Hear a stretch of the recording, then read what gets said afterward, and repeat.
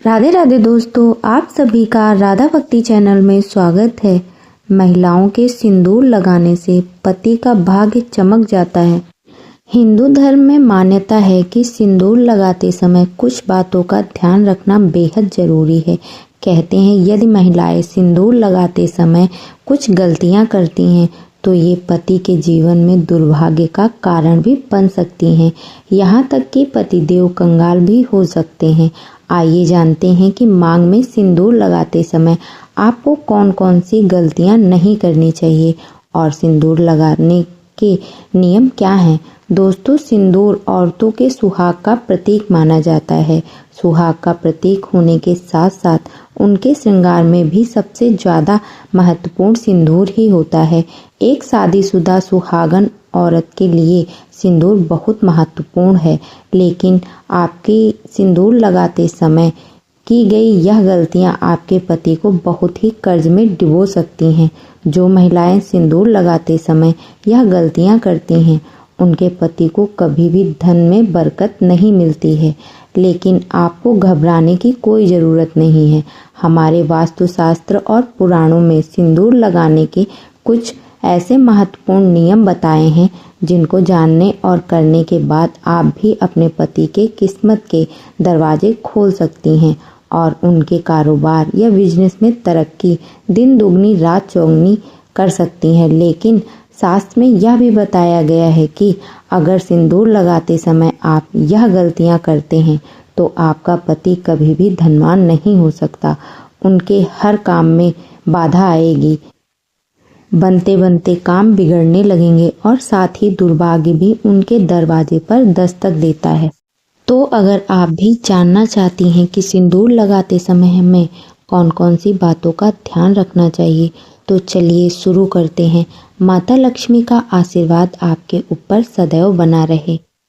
हमारे हिंदू धर्म में शादीशुदा स्त्री का सब कुछ उसका सिंदूर ही होता है और हमारे हिंदू धर्म में कहा जाता है कि औरतें जितनी लंबी अपनी मांग भरती हैं उतनी ही लंबी उनके पति की आयु होती है।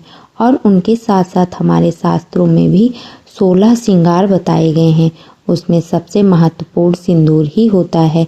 आजकल के मॉडर्न ज़माने में कई स्त्रियां सिंदूर लगाने के सही तरीकों को नहीं जानती हैं, जिसकी वजह से वह अपनी मांग में सही तरीके से सिंदूर नहीं भरती हैं और इसी की वजह से उनके पति के जीवन में परेशानियां सदैव चलती रहती हैं। और ऐसी ही औरतें अपने पति के भाग्य को और अपने भगवान को दोष देते हैं। ऐसा बिल्कुल नहीं है। यह सब हमारे कर्मों से ही संबंधित होता है।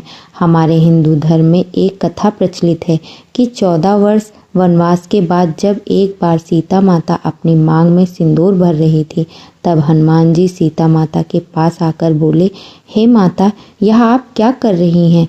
तब सीता माता ने हनुमान जी से कहा कि मैं प्रभु राम की लंबी आयु के लिए अपनी मांग में सिंदूर भर रही हूँ। इससे प्रभु राम अति प्रसन्न होते हैं। यह सुनकर हनुमान जी चले आए। तब हनुमान जी ने सोचा कि अगर इतना सा सिंदूर लगाने से उनके प्रभु की आयु बढ़ सकती है तो क्यों ना मैं अपने पूरे शरीर पर सिंदूर लगा लूँ। इस समय से हनुमान जी को सिंदूर चढ़ाने की प्रथा शुरू हो गई। इस कहानी को सुनकर आपको पता तो लग ही गया होगा कि सिंदूर में कितनी शक्ति होती है। जब यह भगवान की आयु बढ़ा सकता है तो इंसानों की क्यों नहीं। इसलिए प्रतिदिन स्नान करने के बाद सिंदूर अवश्य लगाना चाहिए।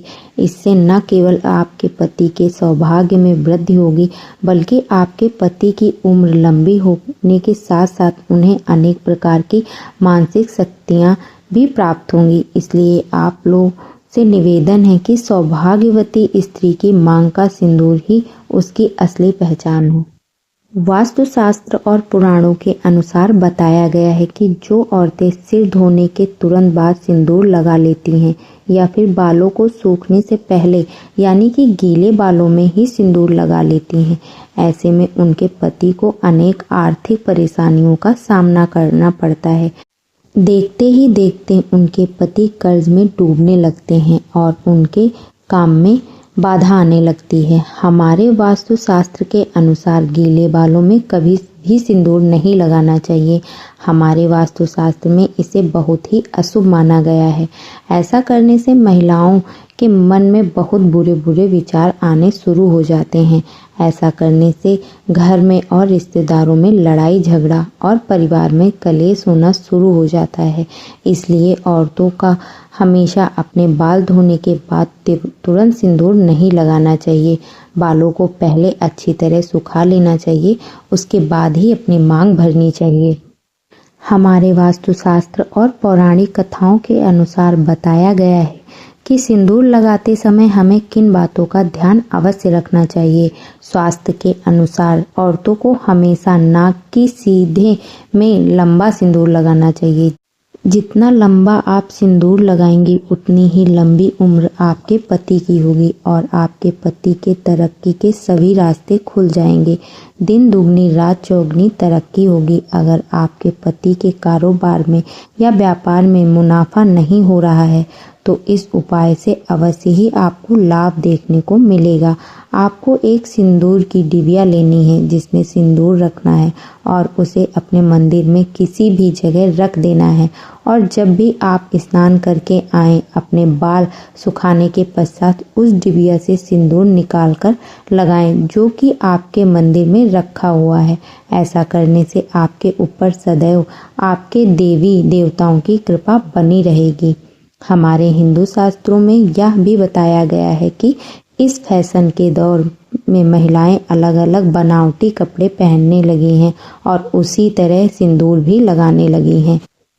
जैसे भी उनकी इच्छा होती है वैसे लगाने लगी हैं, जो कि बिल्कुल गलत है। सिंदूर लगाते समय महिलाओं को यह बात का अवश्य ध्यान रखना चाहिए कि सिंदूर हमेशा नाक की सीधी में ही लगाना चाहिए। और जो औरतें टेढ़ी मांग निकालकर सिंदूर लगाती हैं उनके पति की कभी कोई इच्छाएं पूरी नहीं होती और हर काम में उन्हें असफलता का मुंह देखना पड़ता है। जो स्त्री अपनी मांग के सिंदूर को अपने बालों से छिपा लेती है, ऐसी स्त्रियों के पति को समाज में कहीं भी सम्मान प्राप्त नहीं होता। इसलिए दोस्तों, कभी भी मांग में लगा हुआ सिंदूर छिपाना नहीं चाहिए। बालों से और नाक के बिल्कुल सीध में ही सिंदूर लगाना चाहिए। ऐसा करने से घर में कलेश नहीं होता है। हमारे वास्तुशास्त्र के अनुसार माना गया है कि आपने सिंदूर को किसी भी औरत के साथ नहीं बांटना चाहिए और ना किसी को देना चाहिए। अक्सर कई औरतों की आदत होती है कि वह अपना सिंदूर दूसरी औरतों को लगाने के लिए दे देती हैं, या फिर कोई औरत जिसके पास सिंदूर खत्म हो गया है तो वह दूसरी औरत से जाकर मांग लेती है और अपनी मांग भर लेती है। अगर आप भी ऐसा करती हैं तो यह गलती करना आज से ही छोड़ दें, नहीं तो आपके पति का सौभाग्य आप खुद ही दुर्भाग्य में बदल देंगी। वास्तुशास्त्र के अनुसार सुहागिन औरतों को अपने 16 श्रृंगार को किसी के साथ नहीं बांटना चाहिए और ना किसी को मांगने पर देना चाहिए और ना किसी से मांग कर सिंदूर लगाना चाहिए। ऐसा करने से आपके घर दुर्भाग्य आता है। अगर जो आप भी अपनी बिंदी या सिंदूर या 16 श्रृंगार में से कोई भी चीज किसी को देती हैं तो आपका सौभाग्य आप उसके पास चला जाता है। अगर मांगना ही है तो कोई छोटी मोटी चीज मांग सकती हैं, लेकिन बिंदी और सिंदूर एक सुहागन के लिए महत्वपूर्ण चीज होती है। इसलिए अपना बिंदी और सिंदूर किसी को भी नहीं देना चाहिए। हमारे वास्तुशास्त्र में यह भी कहा गया है कि किसी भी त्योहार के मौके पर खुद सिंदूर नहीं लगाना चाहिए। अपने पति के हाथों से सिंदूर लगवाना चाहिए। यह बहुत ही शुभ माना जाता है। करवा चौथ, दिवाली आदि त्योहारों पर अपने पति के हाथों से ही सिंदूर लगवाना चाहिए। माना जाता है कि इससे दोनों पति और पत्नी में प्रेम बना रहता है और ऐसा करने से आपके सौभाग्य में वृद्धि होती है।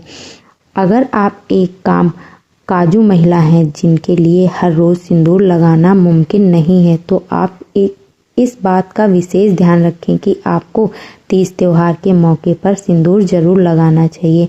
हमारे हिंदू धर्म में कई त्योहार आते रहते हैं। आपको इन सभी त्योहारों के दिन सिंदूर अवश्य लगाना चाहिए।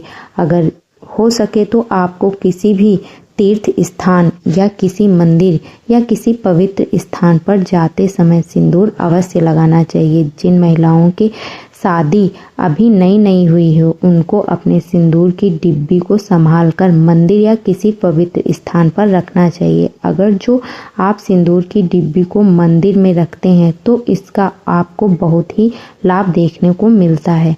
उस सिंदूर को लगाने से आपके घर में कभी भी गृह कलेश की संभावना नहीं रहेगी। आपके पति के कारोबार में लाभ देखने को मिलेगा। जिन महिलाओं की नई शादी हुई है उन्हें प्रतिदिन सिंदूर लगाना चाहिए। शादी के दिन से लेकर 108 दिन तक सिंदूर लगाना बहुत ही शुभ माना जाता है। सबसे महत्वपूर्ण बात महिलाओं को यह अवश्य ध्यान रखना चाहिए कि सिंदूर लगाते समय अगर सिंदूर उनकी नाक पर गिर जाता है तो इसका मतलब है उनके पति की आयु बहुत लंबी है। और अगर आप सिंदूर लगाते समय सिंदूर जमीन पर गिरे तो समझ जाएं कि महिलाओं के जीवन में जरूर कोई न कोई संकट अवश्य आने वाला है। इसलिए सिंदूर लगाते समय इन बातों का विशेष ध्यान रखना चाहिए कि सिंदूर लगाते समय सिंदूर जमीन पर नहीं गिरना चाहिए। इससे सिंदूर का अपमान होता है और सिंदूर लगाने के बाद अगर जो कहीं ज़्यादा लग जाता है तो उसे पानी से या कपड़े से कभी नहीं पोंछना चाहिए। आज कि हमारी ये जानकारी आपको कैसी लगी कमेंट करके ज़रूर बताएं। माता लक्ष्मी का आशीर्वाद आप पर सदैव बना रहे। और अगर हमारी वीडियो पसंद आई हो तो कमेंट बॉक्स में राधे राधे ज़रूर लिखें।